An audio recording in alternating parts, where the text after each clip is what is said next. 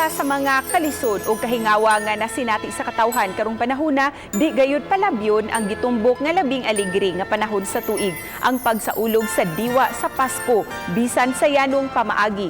Dito sa Valencia, Negros Oriental, gipasigan na ni atong November 17 ang higanting Christmas tree nga naghatag og kalingawan sa mga lumulupyo ug sa mga lokal nga turista. Sa usa ka simple nga seremonya, gipasiga ang COVID-19 inspired Christmas tree nga ginama sa Municipal Engineering Office. Aduna kini gitas-on nga 17 meters o 500 or 55 feet o ginama sa recycled materials nga gidayan-dayanan sa gatusan kalibo nga mga LED bar light bulbs. Nakadapit sa pagtagad ang tiilang bahin sa Christmas tree nga daw gitap-tapan sa coronavirus. Apan dito usab nagbarog ang mga frontliners nga naka-personal protective equipments nga nakalaray kauban ang bilid.